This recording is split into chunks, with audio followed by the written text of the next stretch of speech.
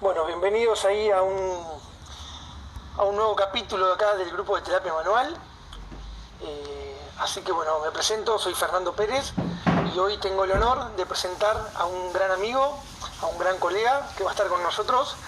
Así que lo voy a esperar a que lo encuentre para conectarlo, a ver si lo tengo a mano o que Leo me mande la solicitud.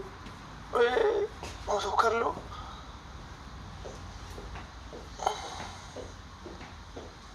Ahí está. Invité a Leo para que se una. Ahí estamos. Hola, ¿Qué hace? ¿cómo estás? ¿Qué tal, Leo? ¿Cómo andás? Está bien, está bien. ¿Cómo andás vos? Estamos acá en cuarentena, seguimos. Acá en Brasil está todo explotando. Estamos igual, esta vez le estamos haciendo competencia, estamos todos acá estamos en pico máximo de contagios en Argentina, no sé cómo están allá. Acá igual. Uf, qué bárbaro, todo esto es terrible, pero bueno. No, lo que se percibe en este momento es cómo no se puede confiar en los gobiernos. Eso es lo que se percibe. Lo que se queda evidente en todos los países es que los gobiernos deben tener cuidado con ellos. Muchas gracias por la invitación para la ponencia. Bueno, Leo, bueno, te cuento, hoy vamos a hacer toda esta transmisión, estamos con el grupo de terapia manual y realmente para nosotros como grupo es realmente un placer tenerte a un referente como sos vos en el campo de la investigación, todo lo que vos hacés por la terapia manual, desde el punto de vista no solamente de la palpación, en este caso te convoqué porque nos interesa mucho que hablemos del tema de la palpación, pero sabemos el esfuerzo que vos hacés día a día y todo lo que aportás a la terapia manual, a la osteopatía y a las diferentes investigaciones desde el punto de vista de lo que nos gusta a nosotros, que es la terapia manual. Así que, bueno, yo para todos los que no lo conocen lo voy a presentar.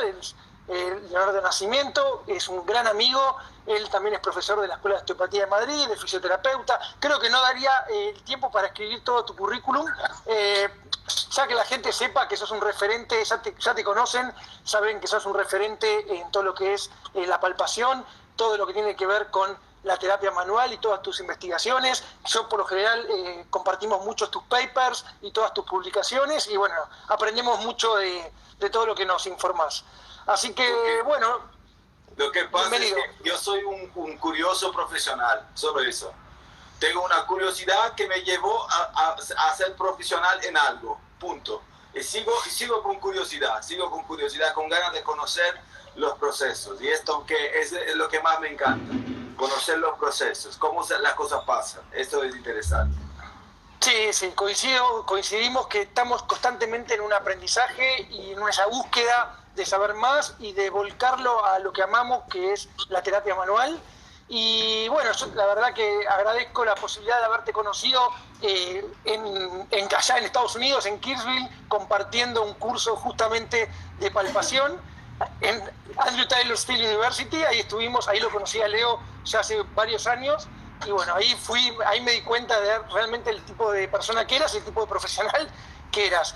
Así que bueno, Leo, ya creo que hay un número suficiente como para empezar a hablar un poquito del tema que vamos a charlar, porque no nos va a alcanzar una hora.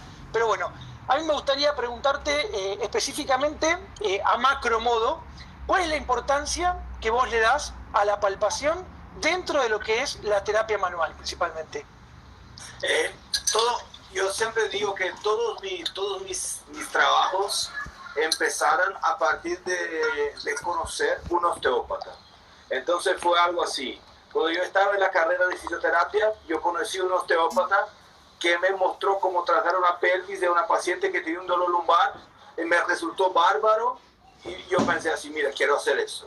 Y ahí fui buscando terapia manual, hice un posgrado en terapia manual y conocí un otro osteópata que me ha mostrado que con pequeños estímulos táctiles y sensitivos se puede hacer una evaluación demasiado importante, interesante. Y lo que pensaba era, yo vengo de una formación de fisioterapia demasiado científica.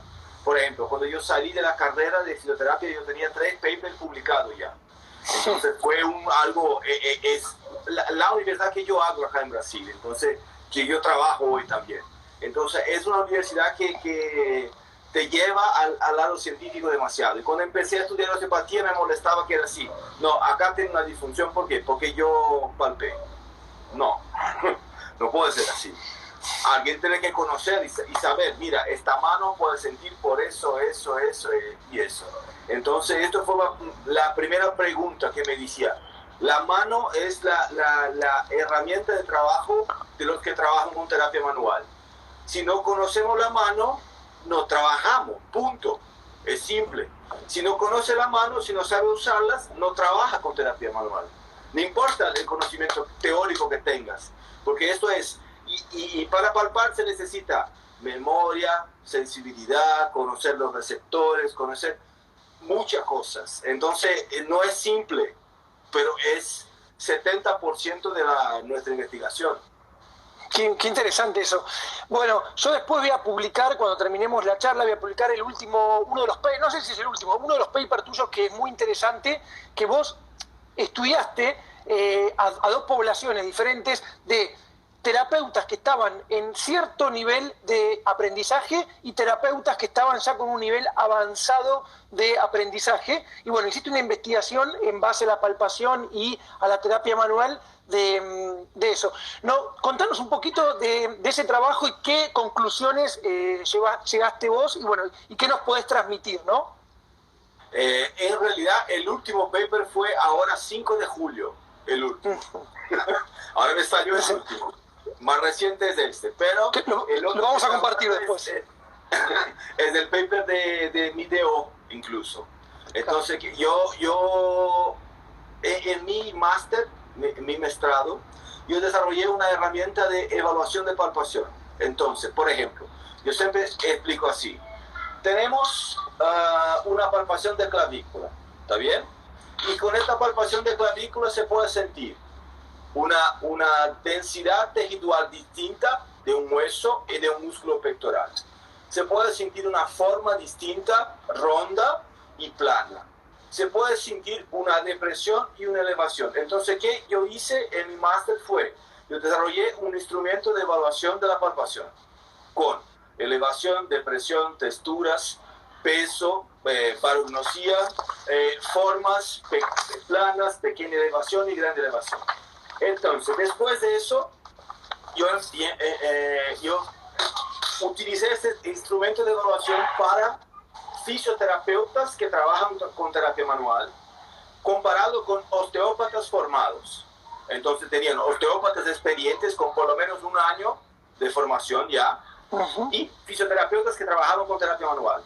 Entonces, ¿qué estaba con ganas de encontrar? Si tenía una curva de aprendizaje. Y este instrumento evalúa un score, son puntos, por ejemplo, 30, 40, 50, 60 puntos. Entonces tiene una evaluación cualitativa y tenemos también una evaluación de intensidad. Por ejemplo, después de hacer la tarea, el sujeto te dice así, no, la tarea fue fácil, no, muy fácil, fácil, regular, difícil o muy difícil. Y tenemos un otro parámetro que es tiempo. Entonces tenemos 3 variables. Score, intensidad, dificultad de la tarea y tiempo. ¿Qué pasó? Que los fisioterapeutas que trabajan con terapia manual, en comparación con los osteópatas formados, tienen una diferencia importante en el tiempo. Los osteópatas toman menos tiempo. La otra diferencia fue que el score, los puntos, los osteópatas formados tuvieron puntos demasiado mayores que los fisioterapeutas especialistas en terapia manual. Y el tercer parámetro, que fue la intensidad, los osteópatas formados perciben la tarea como un poco más fácil que los fisioterapeutas especialistas en terapia manual.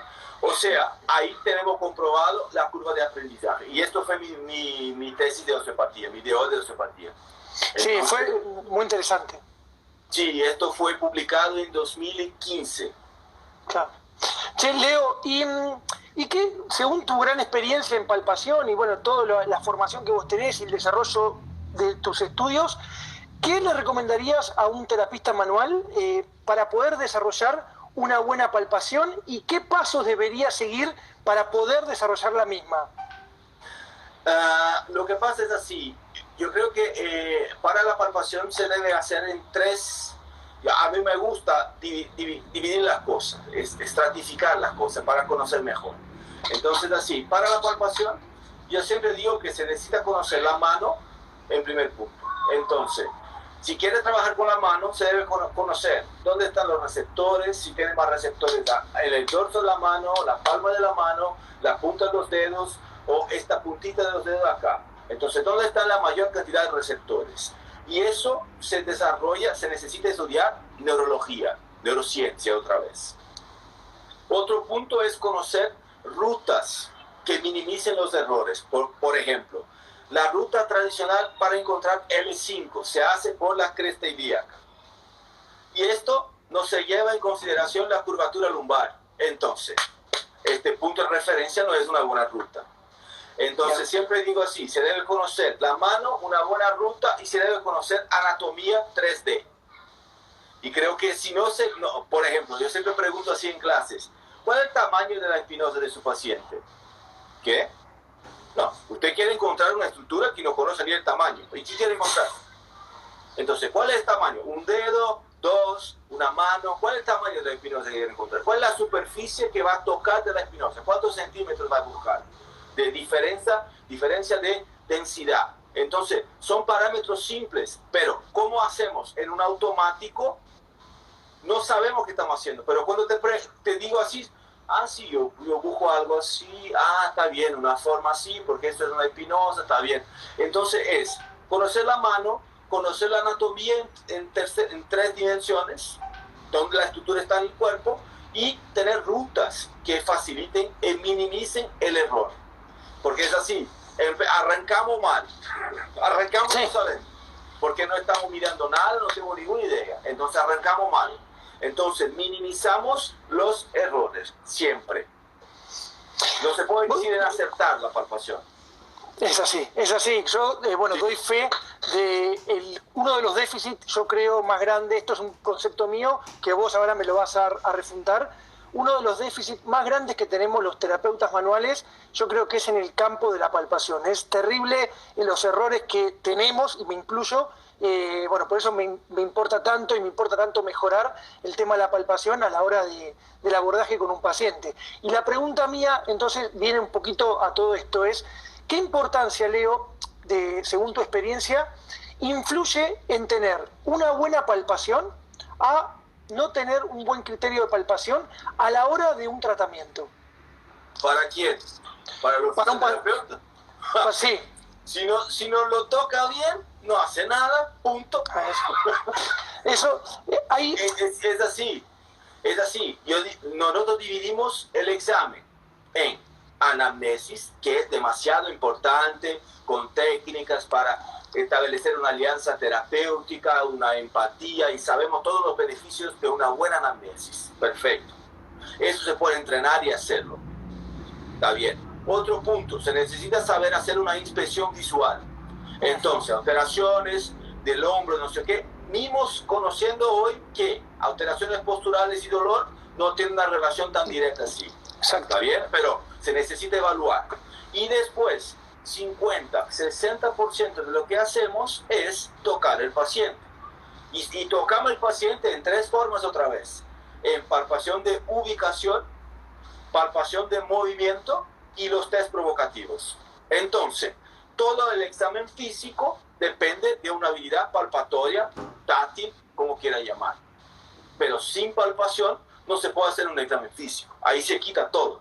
Porque que adelante una buena anamnesis, una excelente inspección, sin tocarlo.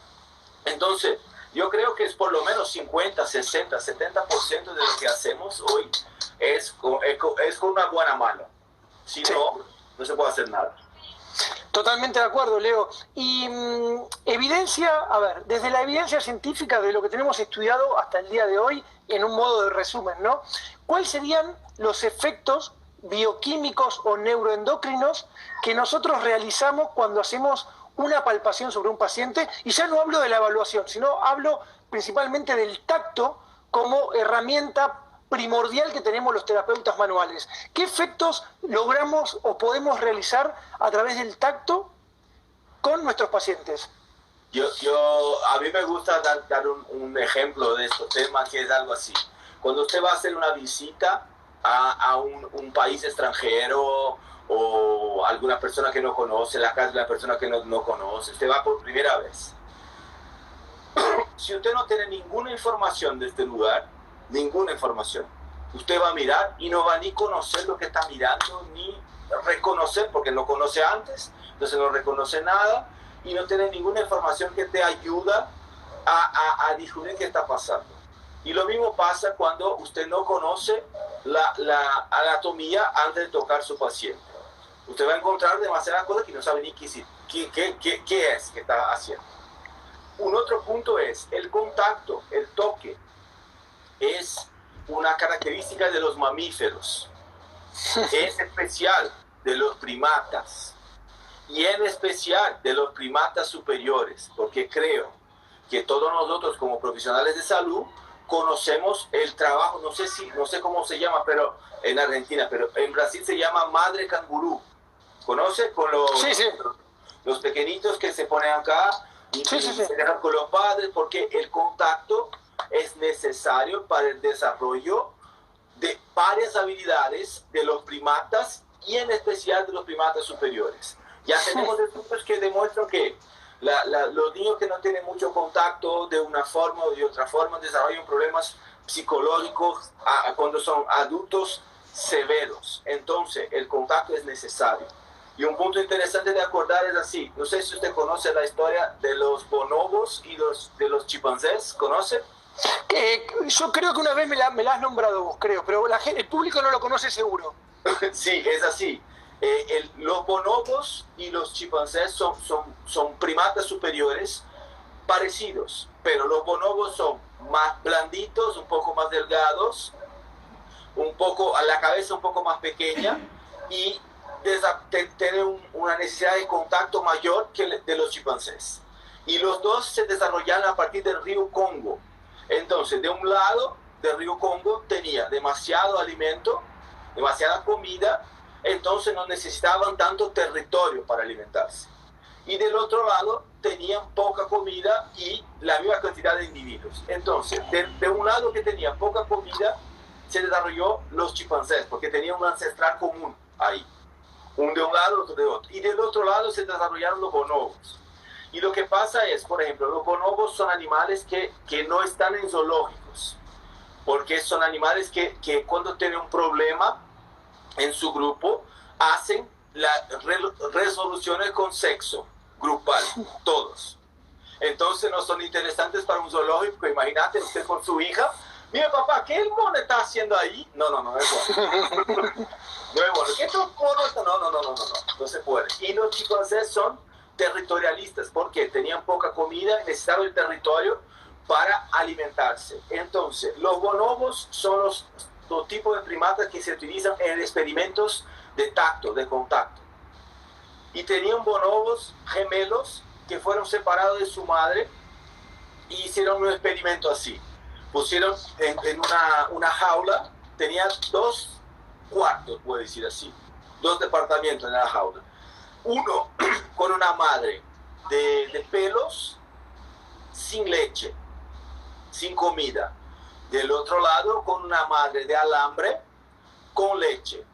¿Qué pasaba? Era, los monos se quedaban todo el día con la madre, con pelos, y se tocando, se pegando todo el tiempo por ahí, salían de ahí para comida y volvían.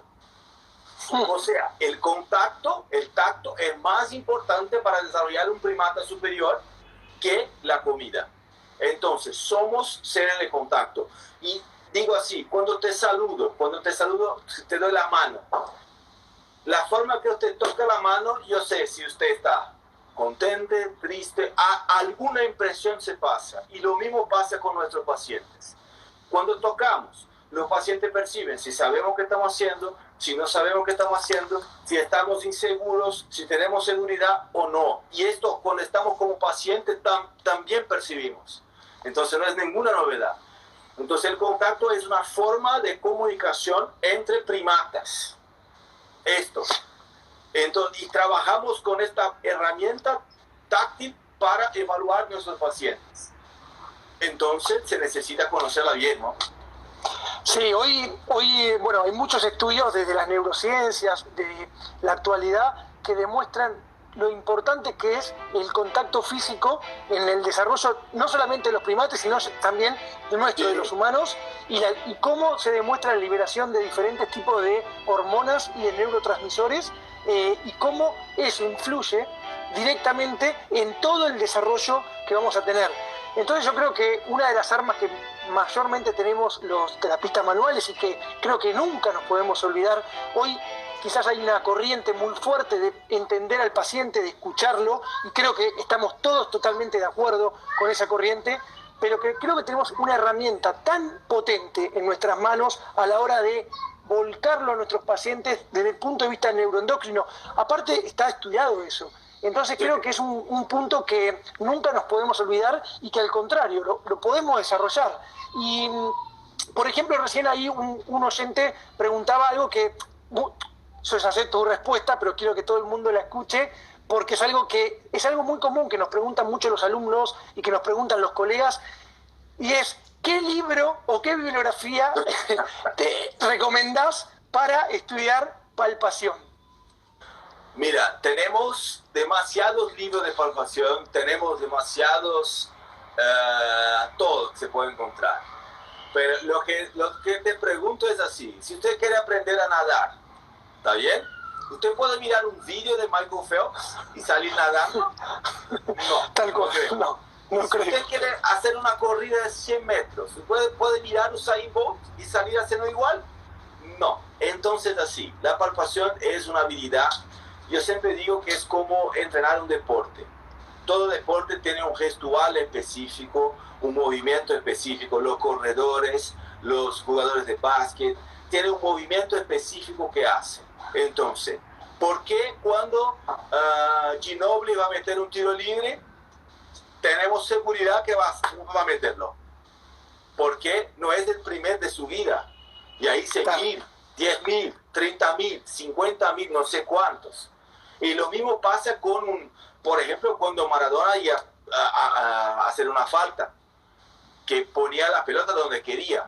Lo mismo pasaba con Zico, con otras, son habilidades motoras. Entonces lo que digo es, tenemos un gestual motor en nuestro sistema sensitivo juntos. Entonces se puede leer en un libro, se puede tener un curso de palpación, un vídeo, se puede tener todo eso, pero sin entrenar y repetir, no se puede, no se queda bueno. Usted puede hacer toda la teoría de la natación, pero si no te metes en la agua, no te levanta nada. Es eso. Entonces, las teorías son lindas, tenemos varios libros, hay libros que yo considero buenos, hay libros que yo considero no tan buenos, pero lo que percibo que es más importante es conocer la mano, la anatomía y una buena ruta. Estos tres no necesitan un curso específico, necesita tener un entrenamiento por repetición. Yo creo que, Leo, esto, más allá de que es 100% cierto lo que decís, lo hemos vivido nosotros en carne propia en Estados Unidos cuando hicimos el curso, habiendo leído, habiendo entrenado, habiendo fuimos preparados para hacer un curso de palpación, y cuando llegamos a la cancha, que fuimos realmente ahí, nos dimos cuenta que no se puede aprender nunca, como decís vos, no hay forma de aprenderlo así, hay que palpar, sentir y, por supuesto, ir mejorando. No sé ¿qué nos recomendás a nosotros, por ejemplo, en Argentina, a todos los terapeutas manuales? Nosotros no tenemos laboratorio, quizás que se puede encontrar al que fuimos nosotros en Kirksville, que literalmente creo que es un laboratorio de palpación de primer nivel, que no sé si hay eso en otro país del mundo. El único del mundo. A ese nivel yo nunca he visto una cosa igual, y creo que, honestamente, por los países que vivimos nosotros, no creo que nunca podamos tener algo así, hay que ser honesto. ¿Y cómo podemos hacer nosotros para tratar de mejorar desde el punto de vista que no tenemos esa tecnología para poder percibirlo? Entonces, ¿qué ejercicios o qué estímulos le podrías recomendar a nuestros colegas? Mira, yo tengo en mi página de Instagram, yo tengo un curso de rutas de palpación online. Se puede comprar y usted puede practicar con rutas que yo desarrollé y controlar una parte teórica. Porque siempre digo, conocer la anatomía primero. ¿Está bien? Sin la anatomía no se puede hacer nada de palpación. Entonces, conocer bien la anatomía primero. Entonces, en el curso yo explicamos, por ejemplo, variantes anatómicos posibles de primera costilla. ¿Cuántos son? ¿Y quién quiere tocar? Si no conoce las variantes, no te dejan. ¿Cuántas variantes tenemos de posición de isquio, de crista ilíaca? Entonces, primer punto, conocer bien la anatomía. Segundo punto, tener una ruta buena para hacer el servicio. Entonces, por eso que utilizamos Waze. ¿Está bien? Porque Waze nos lleva donde queremos por el camino más rápido. Entonces, siempre así. Entonces, se deben desarrollar rutas. Entonces, y siempre digo, todos estos vídeos de palpación no se puede hacer sin mirar un atlas de anatomía, un buen libro de anatomía junto. Entonces, usted debe tener un vídeo, un paciente y un atlas de anatomía. Con estos tres debe hacer el procedimiento 1000 veces, 2000 veces, 5000 veces, 30.000 veces, hasta que se quede automático. ¿Por qué? Yo digo así, el año pasado hicimos acá en Brasil 7 trabajos de palpación diferentes. Yo fui el coordinador de 7 tesis de palpación específicas, ¿está bien? Hicimos 2 tesis con palpación y ultrasonido, como hicimos allá en Kirkfield. Entonces, ¿qué hicimos? Palpación de la cabeza larga del bíceps, del tendón de la cabeza, de la porción larga del bíceps, y palpación de la espinosa de L5. Entonces, son 2 puntos de referencia simples de miembros superiores, superficiales y de pelos. Tuvimos grupos. Primer año de osteopatía, segundo año de osteopatía, tercer año de osteopatía, cuarto, quinto año de osteopatía y formados. ¿Qué pasó? Fue 60% no alcanzaban a encontrar la cabeza, el tendón, y 68% no encontraban L5. ¿Y saben lo que me molestó más? Que los que estaban formados tenían la misma cantidad de errores que los de primer año. ¡Qué increíble! O sea, mejoraba entre tercer y cuarto año y después empeoraba otra vez. ¿Por qué? Empieza a hacer sin rutas. Empieza a hacer de su forma, en automático. Entonces, cuando se queda automático, se queda más fácil equivocarse. Y en otro punto interesante, los errores tenían la misma padronización. Por ejemplo, el tendón de la porción larga del bíceps, 80% de los errores mediales. Y la L5, 80% o más de los errores superior. O sea, el mismo gestual motor fue hecho por todos y se equivocaron igual. Y esto me asusta porque es así. Tenemos un padrón de errores. O sea, la metodología de enseñanza está mal. Están aprendiendo mal. Y creo que si hacemos este tipo de estudio en otros lugares, tenemos los mismos datos. Igual.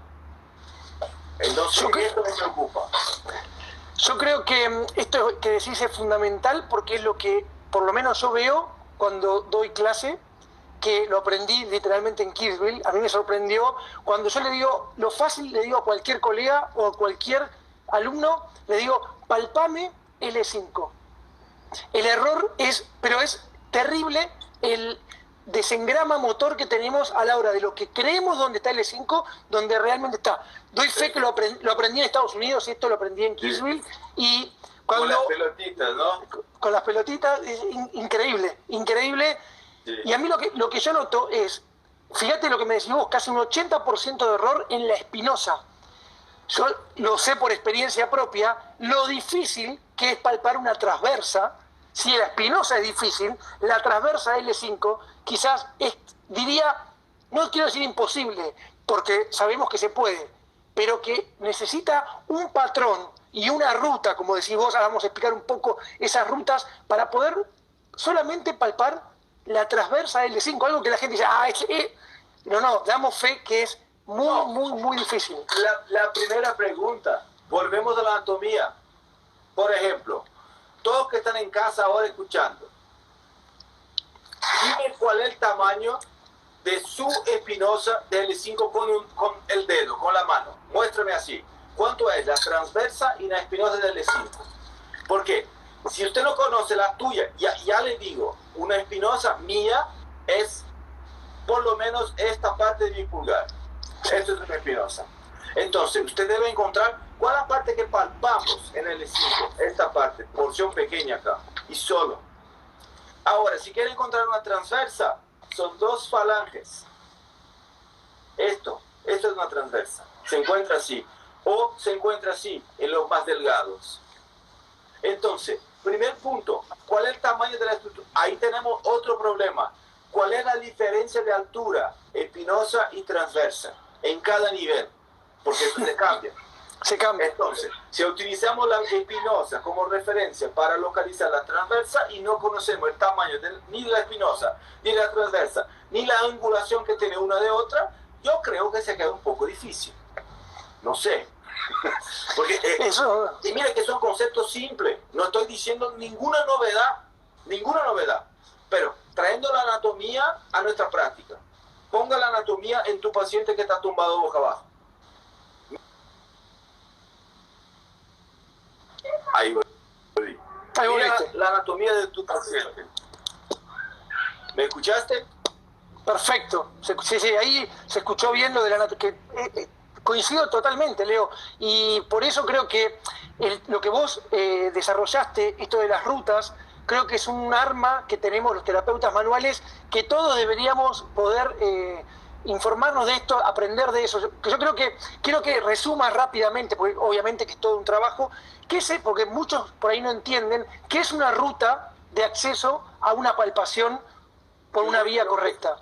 Yo voy a dar un ejemplo de una ruta de palpación de la pelvis posterior. ¿Está bien? Exacto. Entonces, imagínate ustedes que están haciendo una palpación de una pelvis posterior, el paciente está boca abajo. ¿Está bien? Primer punto, posición del terapeuta.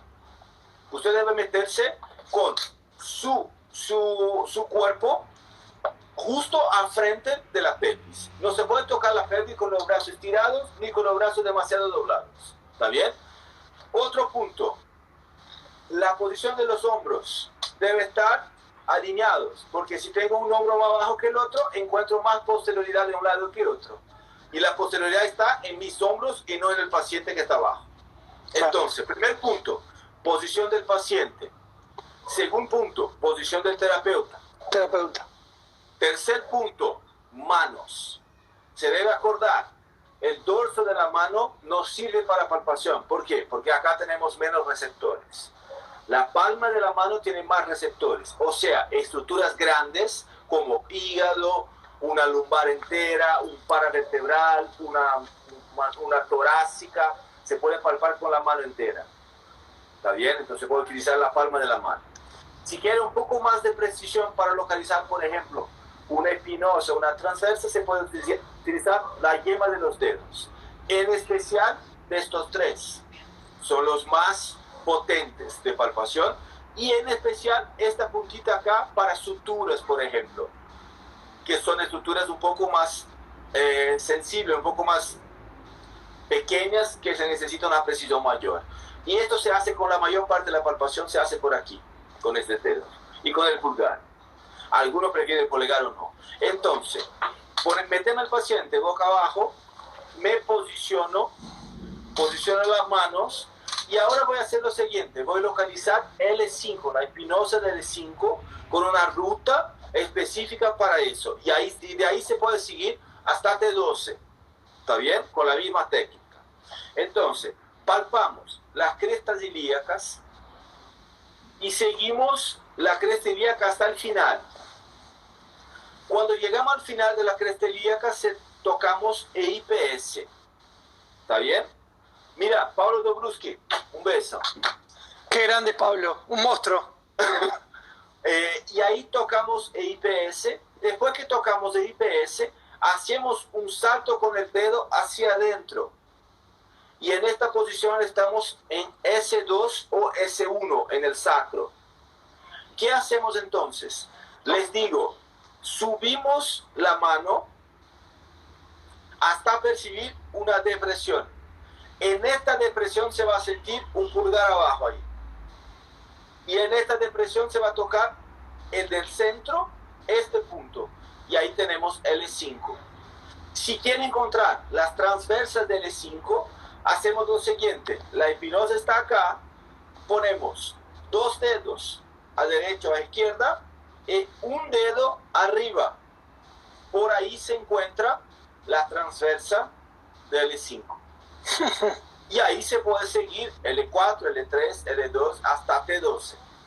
Entonces así, con esta ruta, llegando desde la cresta ilíaca, EIPS, base del sacro, centralizamos el dedo, subimos la primera más profunda, tocamos la espinosa. Ahí estamos en el L5. Entonces, ahora que estoy haciendo es, esta ruta, por ejemplo, estamos investigando si es una buena ruta con ultrasonido. Entonces, estamos haciendo la primera vez. El terapeuta llega, mira, palpa la espinosa de L5. Hacemos ultrasonido. Está bien. Vamos a entrenar. Ahí entrenamos un grupo y el otro grupo no entrenamos. Y ahí después los dos grupos vuelven y uno está entrenado en esta ruta y el otro no. Y ahí estamos comparando. Lo que percibimos es que tuvimos casi 97% de acierto del grupo que está haciendo con la ruta. Es demasiado alto. El dato es lo contrario. Entonces, y como estamos en cuarentena acá, estamos aislados, no se puede hacer con grupos demasiado grandes. Entonces estamos haciendo poquito a poquito, pero ya tenemos una diferencia demasiado importante. No pierdan el tiempo, aprovechen el tiempo. Hay cuarentena, a investigar. Sí. Bueno, sí, los conozco y sé que son... Para mí está excelente. Ya publicamos un paper ahora en julio.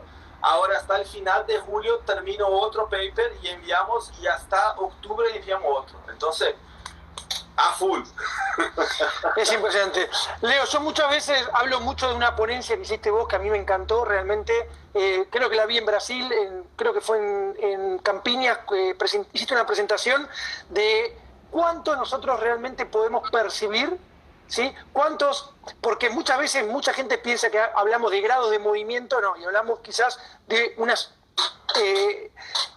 mediciones mucho menores, de micrones de movimiento, y realmente cuánto realmente podemos percibir y cuánto podemos mejorar, sería la pregunta. Yo voy a empezar por la segunda. La segunda Bien. Es así, no se puede medir cuánto se puede mejorar, es imposible. ¿Por qué?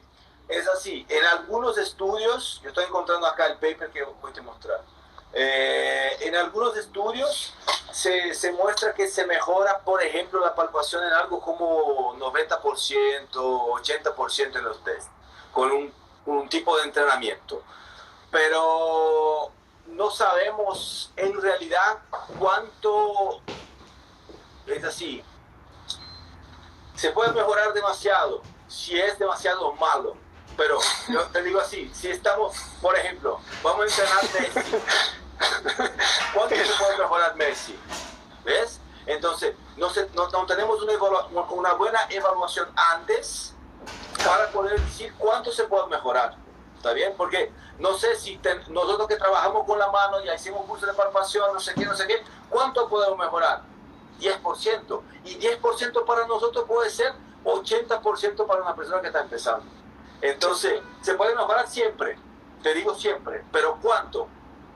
No se sabe. Lo que estaba hablando es de este paper acá. Es cuantificación de la palpación. Entonces, es un instrumento, mira, que es este acá. Con este es un instrumento de una computadora, y cuando el terapeuta pone la mano así lateral, este instrumento se mueve en un sentido, y por ejemplo se mueve de 10 hasta 200 micra. Entonces así, un micra es la milésima parte de un milímetro. Entonces tenemos un milímetro, dividimos en 1000 partes y tenemos 10 partes de estas 1000. Entonces de 10 partes, hasta 200 partes de 1 milímetro se movía. O sea, se mueve algo muy cerca de los movimientos del cráneo. ¿Está bien? Entonces algo como algunos huesos, por ejemplo, el hueso frontal se mueve 50, 60 micra. Entonces hay un movimiento de deformidad del hueso y un movimiento sutural. Los dos juntos son 50, 60 micras en el frontal, un poco menos más atrás, pero el cráneo se mueve por ahí. Entonces, en este estudio que fue demostrado que interesante es que, mira, acá tenemos la tabla, que los no osteópatas y los osteópatas tuvieron resultados parecidos.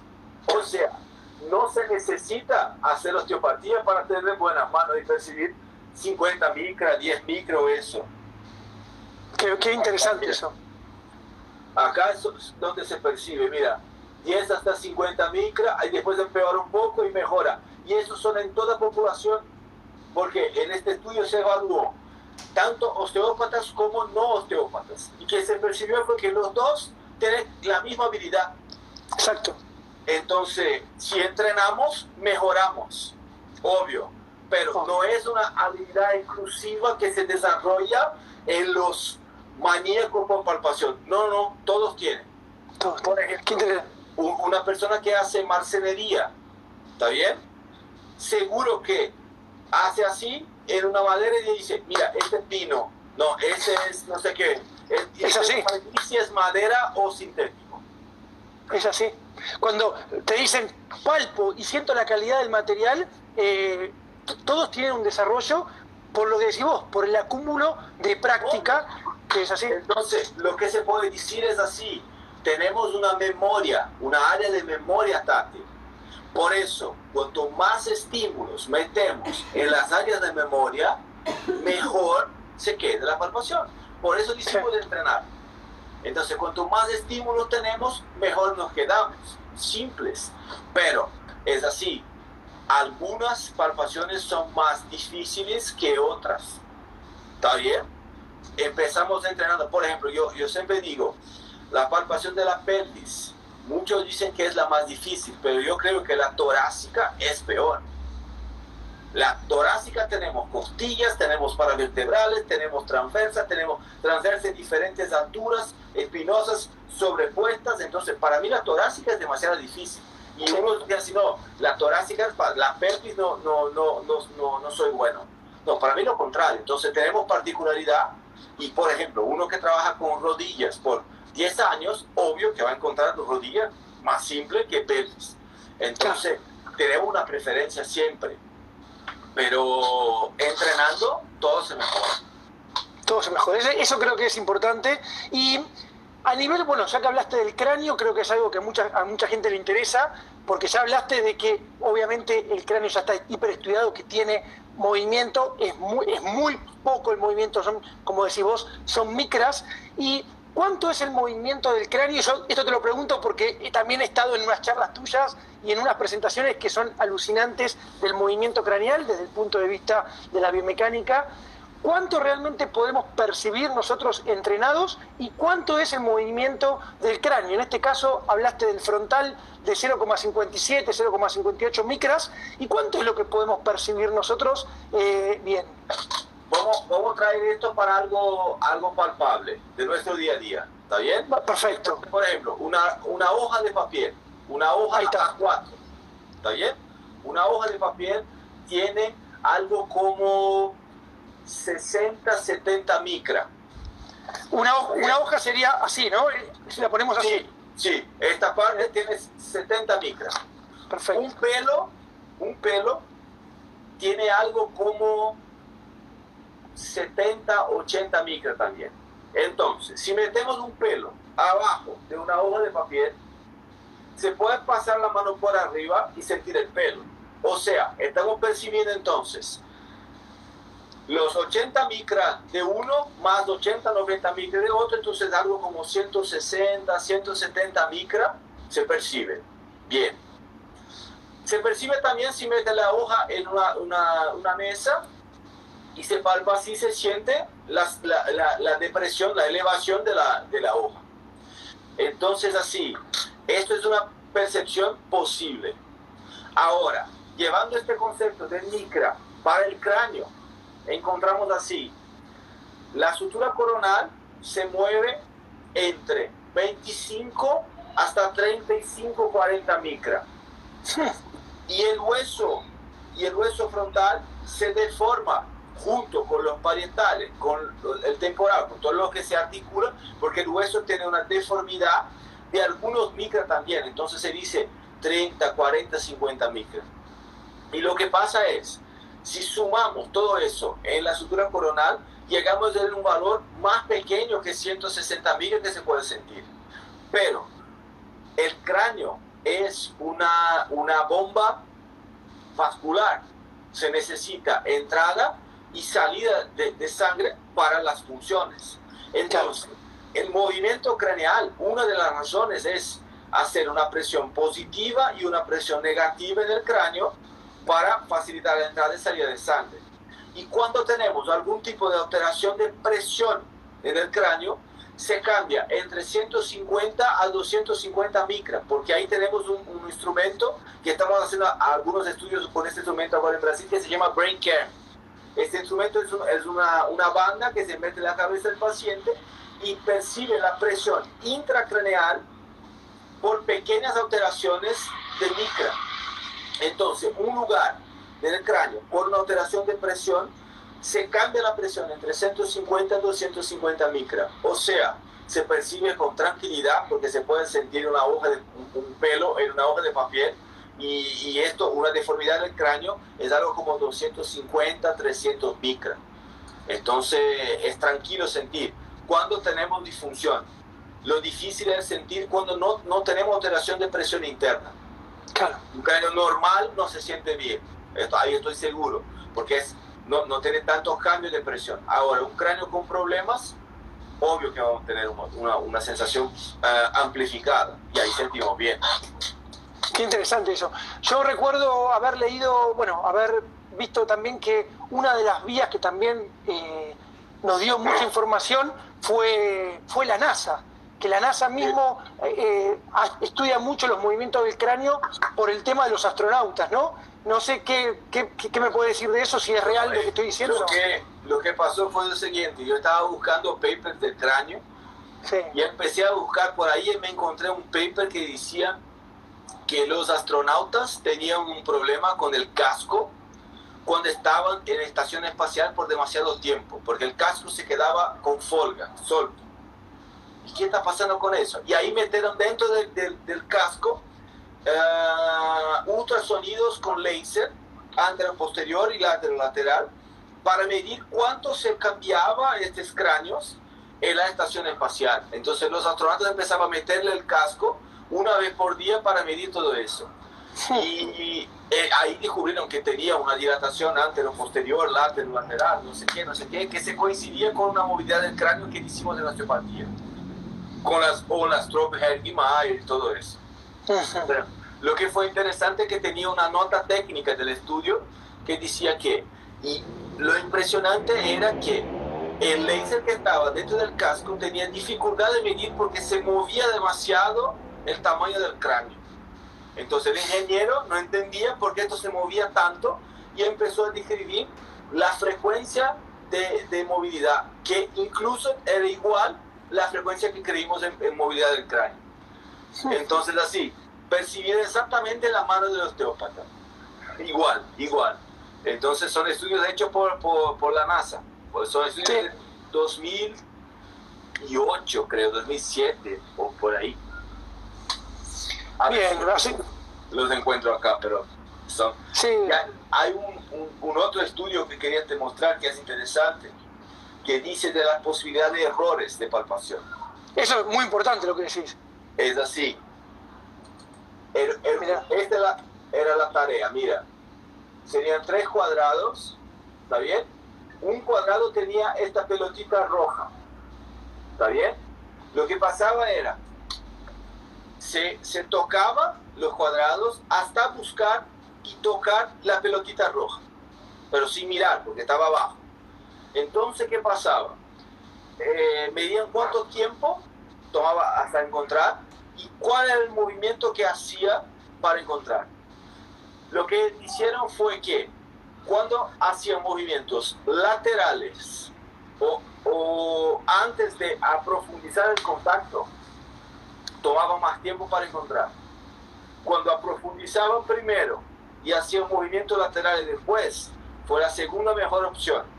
Y la mejor de todas las opciones era aprofundizar el contacto y mover antero-posterior. Qué interesante esto para nosotros. Entonces, el gestual cambia el error. Por ejemplo, un paravertebral se aprieta primero y se mueve superior o inferior. Porque si empieza a mover lateral, la chance de equivocarse es mayor. Es mayor.